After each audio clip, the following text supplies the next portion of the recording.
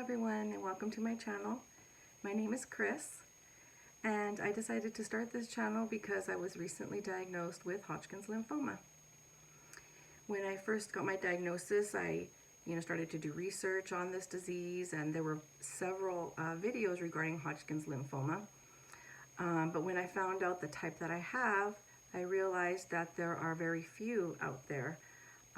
The type that I have is called Nodular Lymphocyte-Predominant Hodgkin's lymphoma, and it's a rare form of Hodgkin's lymphoma. So I thought maybe by sharing my journey, hopefully I can get some information out there. If there are other people having similar symptoms that I had, or maybe who have been diagnosed with my disease, they can follow my journey and maybe see what's to come, and hopefully someone will be able to get some help and information from this. So please feel free to pass this along to anyone who you think might benefit from watching these videos. So today is my very first video, and I just wanted to talk about my diagnosis, my journey to be diagnosed. It was a long journey, and I thought it was important to share that just because my doctor told me that if it wasn't for my persistence, I probably would not have been diagnosed. I guess it's very difficult to diagnose, and it's very rare. So I thought it would be a good idea to share that with everyone. I first had concerns in January of 2019. That was when I first had my first doctor's appointment. And the reason for that appointment was because I had noticed an enlarged lymph node in my neck, and it wasn't huge. It was small, maybe marble-sized lymph node, but I noticed it, and first I thought, maybe it's just a swollen gland. Maybe I'm coming down with something. I'm getting sick or something. So I just kind of watched it, and a couple weeks later, it was still there. So I decided to talk to my doctor about that. So when I went in to see my doctor, he kind of examined it, and he felt it and thought it was like a fatty tissue, like a lymphoma or something like that. He wasn't concerned. He said we would watch it. So that's what we decided to do. So we made an appointment for a follow-up, which was about a month later. And when I came in a month later, it was still there. Like I said, he was not that concerned about it. He said it's very normal for people to get those. And, if it did grow, which they sometimes do, it could always be removed if it was bothering me. So we made another follow-up appointment, and I went back for that appointment. I believe that was in March of 2019. And I asked him if there was anything we could do just to make sure it wasn't something, more serious. And so he said we could do an ultrasound, so I requested that we have one done, and he sent me out to have an ultrasound, which I did. And then I went back to see him for my follow-up again, another 30 days later or so. And when I went in for that appointment, I was told that it was not a lymphoma, but that it was actually a lymph node. But he still wasn't that worried. He says, it's normal for lymph nodes to, become inflamed when they're, fighting things in your body. And I do work at a school, so, he did mention that there are a lot of germs in classrooms, and so, your immune system is constantly fighting germs, and, he wasn't really that concerned about it. So I go in for another follow-up, and I believe that was in May, and it had gotten bigger. So, of course, I was concerned about that it was growing. I asked him if there was someone else that I could see, and so he agreed to go ahead and send me to a specialist. It was a head and neck surgeon that he sent me to. So I went and I saw the head and neck surgeon for my next appointment. And these appointments are probably spread out about a month or so, about 3 or 4 weeks in between one another. I was writing down my timeline, and I was seeing doctors almost every month, trying to figure out, what was going on. So when I saw the head and neck surgeon, he examined me. He did an ultrasound in his office with a little machine that he's able to kind of, move around there inside the room. And he looked at it and he said, well, it looks like you have a benign lymph node here. But we'll go ahead and do a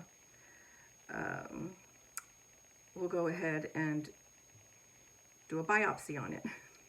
We'll go ahead and do a biopsy on it. So he did a needle biopsy. So he poked a needle into it, and he pulled out some tissue and fluids, and he sent that off to the lab, and we made an appointment for me to come back. So then when I came back,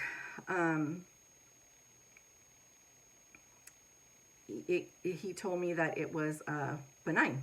He told me that the lab results had come back, that it was benign.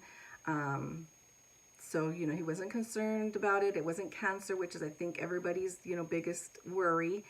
We don't really know what's causing it, but I don't have any other ones. I just have that one. So, he told me, well, just watch it and come back. So I come back again, but this next time that I come back, I believe it's like a bigger wait. So I think it was like 3 months or something that we made the appointment for me to come back. And when I came in, I'm thinking it was in September that I went in for that follow-up, and that lymph node had grown to be quite big.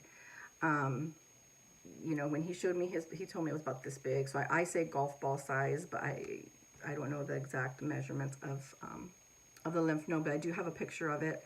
If there's some way I can post it here, I'll do that. But because it was right here. And so nobody could really see it. It was kind of hidden back here. Even though I always wear my hair, up, and, nobody really knew it was there. But it did kind of poke out there. And so, of course I'm concerned. The doctors keep telling me that's nothing to worry about, but he, when he saw it and examined it, he thought, okay, well, when it grows like this is something you probably need to have removed. And when we do that, we'll go ahead and biopsy it for everything. We'll do a biopsy on anything everything that we can. So they removed this lymph node in October, excuse me. They removed the lymph node in October of 2019. So that was about 10 months from the first visit that I went in to see my primary physician. And I went in for my follow-up. Oh, by the way, just a little side note, when I had that surgery to have this lymph node removed, I was told I could go back to work to 2 to 3 days, and I regretted that. It was very hard on me, hard on my body. I went back to work, and I was tired, I was dizzy, I didn't feel well. I think a lot of it had to do with anesthesia, the way that I reacted to the anesthesia. But I probably could have taken at least a week. It took me 2 full weeks to feel better from that surgery. So anyone who needs to have a lump removed, I would recommend you take at least a week off to recover, because nobody really knows how they're going to react to that type of surgery. And it was, and then of course I did have pain too. So I had pain, and I'm a teacher, I teach 2nd grade, so I have a bunch of little ones who need me all day long, and I was miserable, it was awful. So I just want to give you a heads up on that if you do need to have a surgery like that, and they tell you, 2 to 3 days, recovery time. For me, it was a full 2 weeks before I actually felt better. I was miserable, I felt terrible. Anyway, back to my diagnosis. So they removed that they removed that lymph node, and I go back for my follow-up in November, and it's great news. It's benign. They didn't find anything in it. He tells me my incision is healing well, and we make an appointment for me to come back in a month and just see how I'm doing, because there was really nothing else at that point significant that they thought something was wrong. So he said, we'll just let it settle down. Well, when I went back for my follow-up appointment at that time, I had found three more lymph nodes, and they were all on this side. So right here is where my lymph node was taken out. This is where my scar is because I can feel it. Well, I have one right here, another small one that's like marble shaped, and then I have one right here further in. It's kind of elongated, and I could feel that it's deeper. And at that time I could feel one right here. And I think that one is causing swelling. It's hard to see on the camera, but I have swelling all right here. So when I went in there, I told him, you know, I have 3 more of these. And he really didn't know, there's so much hair. He really didn't know what was causing that because, of course, you know, they did that biopsy and it came back fine. So he ordered a CAT scan, a CT scan. So I went in, I had my CT scan, and I went up for my follow-up. My CT scan was in January of 2020. And then I went back to see him after that, and he told me that, well, okay, let me back up a little bit. Maybe a week before, I might have even been a couple weeks before my follow-up with him, after my CT scan, my neck was getting swollen. I was feeling swelling. My lymph nodes were feeling tender. You know, they were hurting. They felt bigger. They felt inflamed. But I was waiting for my appointment to talk to him. And so when I finally got to my appointment, I was, you know, pretty upset at that point because I knew that something was going on. I wanted them to listen to me because I could feel it. I mean, it was hurting. And they were there, and he examined me, and he felt the little lymph nodes, but he couldn't feel the swelling, which I could feel even now. Like if I turn my head, I can feel that my neck is swollen.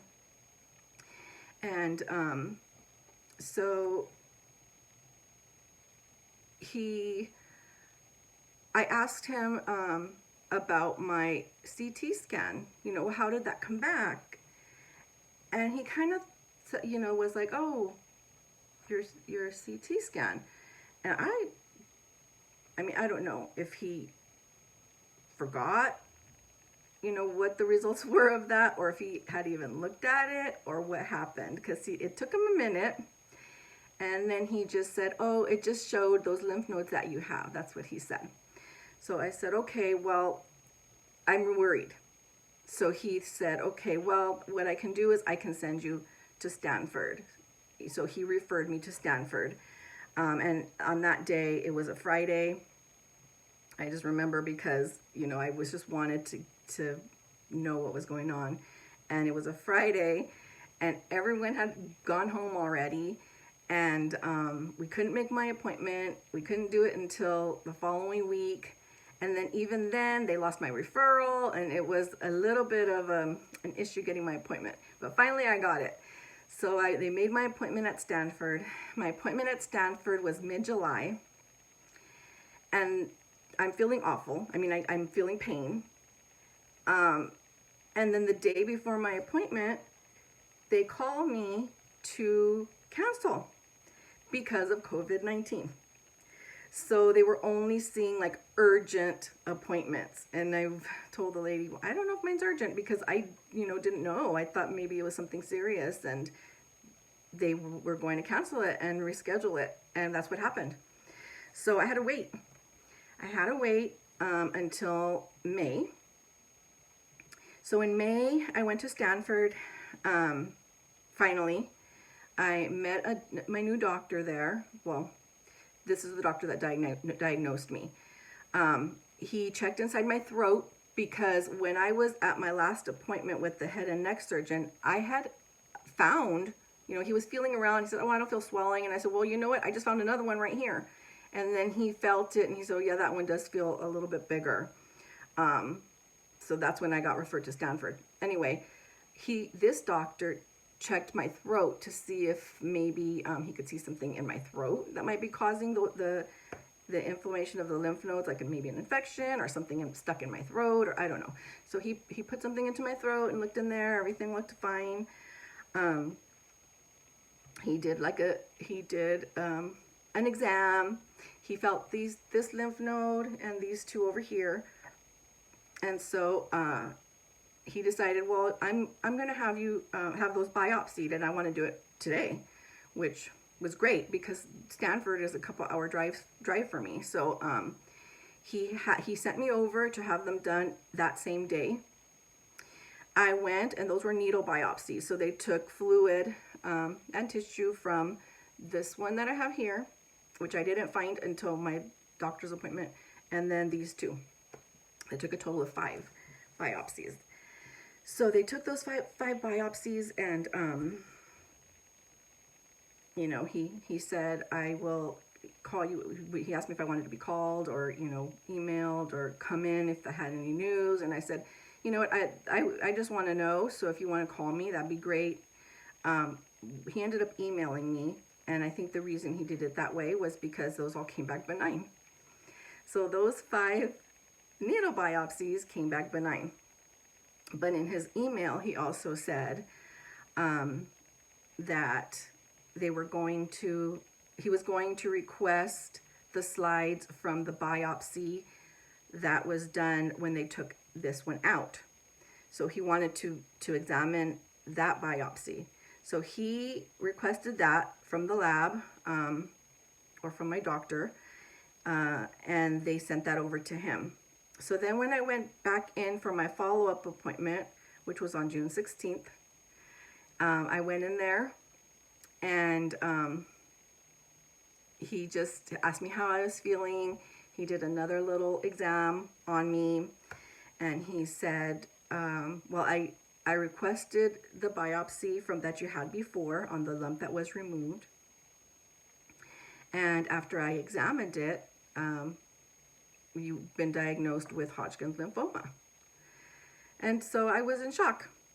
I was in shock because I had been told over and over again that it was not cancer, that it was benign, benign, benign, benign. All of my other biopsies, seven biopsies that I had, all came back benign.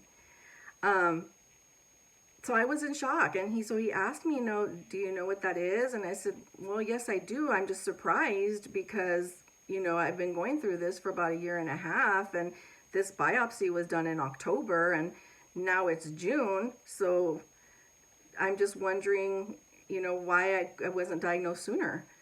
And he said that it's pretty common for them to re-examine biopsies and to find things like this. So I wasn't too happy to hear that, but I think I've learned that, this is why people need to ask for second opinions. I think that maybe Stanford might have the technology or the knowledge that the previous lab did not have. Whatever the case might be, I was just thankful. I was just relieved. I was thankful to finally have a diagnosis. I mean, of course, it's disappointing, but I'm just glad that I can finally feel better, which leads me to some of the symptoms that I had been having because, like I said, my diagnosis was a long time coming. I did have symptoms leading up to it, and that made me think that something was wrong. So before I go there, I just wanted to clarify that the type of Hodgkin's lymphoma that I have is called Nodular Lymphocyte-Predominant Hodgkin's lymphoma. The acronym is HLPHL.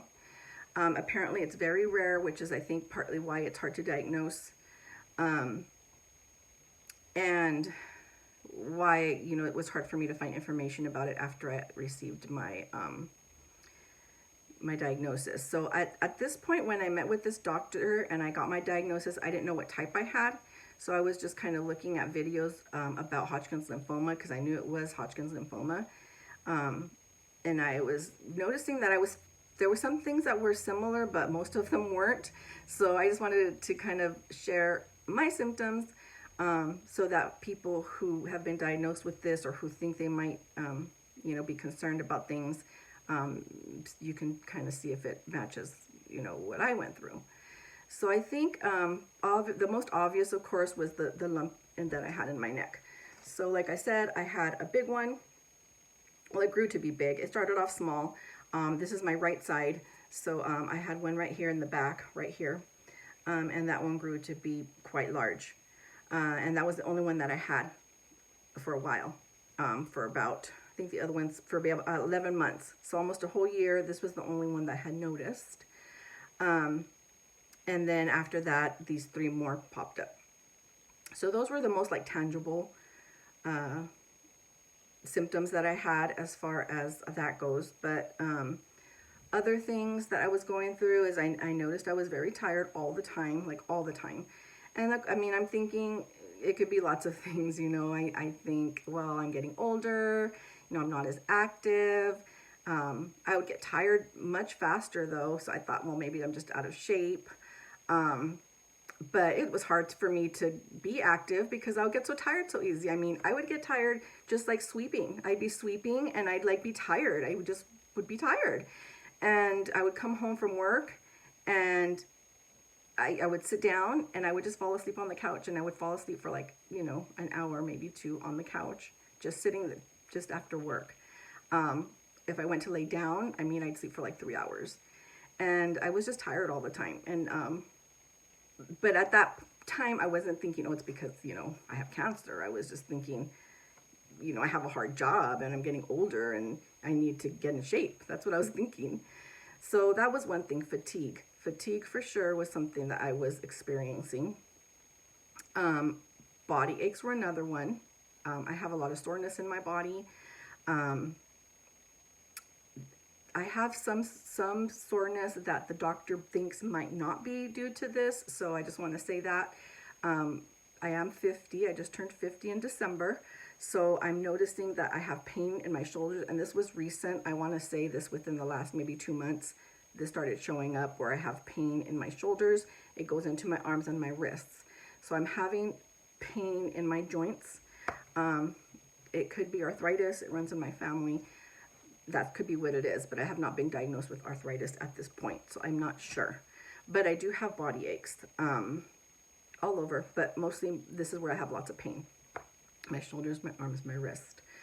I have some pain I get pain in my chest and on this side right here. That I have no idea. Doctor doesn't think it's from this either, but I don't know what else it could be. So I'm just putting it out there, and hopefully as I find out more, I can get clarification on that. If something else wrong, I'll let you guys know.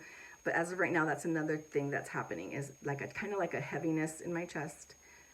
I don't know, heaviness, pain, and then a little bit on this side too, which is the same side that these lumps are showing up. So that's why I kind of think it could be connected. And I'll let you guys know what they found when we did my PET scan and CT scan also. Sometimes I feel a little nausea. I have not been sick though. I haven't thrown up. Sometimes I just feel yucky. A lot of the time I feel yucky. I mean, I just kind of don't feel well most of the time. Most of the time I don't feel well. And I can't even really tell you exactly what it is that's bothering me, like nothing, other than the symptoms I've told you. It's just an overall feeling I'm not feeling well. Sometimes I feel like I can't think straight. I feel a little bit cloudy, foggy, a little bit. Not super bad where I would be super concerned. Just these symptoms that you're kind of not sure what they are. You kind of wonder, is it my age? These kind of things. And so they're not super significant other than the lumps. So kind of fogginess is another one. And I think really those are the ones. Those are the main things. So, if you're feeling any of those things, especially in connection with a lump that you're finding, it's definitely worth checking out. I would be proactive, ask questions, and if those aren't answered, ask to talk to somebody else. I mean, like I said, I was, I almost want to say I was misdiagnosed because I had a lab do a biopsy on the lump that was taken out of my neck, and I was told that it was benign. And at that point, if I had asked to have someone else look at it, then I could have been diagnosed much sooner. I haven't even started my treatments yet. It's July, 11th, I think, today. So, you know, I could have been started back in October with this process. So, you know, definitely be proactive. The reason I even had my first ultrasound and my referrals, both referrals that I had, was because I asked for them. I asked, you know, if there's somebody else, you know, or something else we can do, because I was concerned and I knew something was wrong, and nobody knew the answer. Nobody knew the answer. And especially at the beginning, I was told that it wasn't anything to worry about, you know, that it wasn't concerning and it was benign. And so, you know, if anything, I hope that this video kind of encourages you to take charge of your health and listen to your body and talk to your doctor, and, you know, ask to be referred out. If you need to be referred out, ask for that, because we need to take care of ourselves.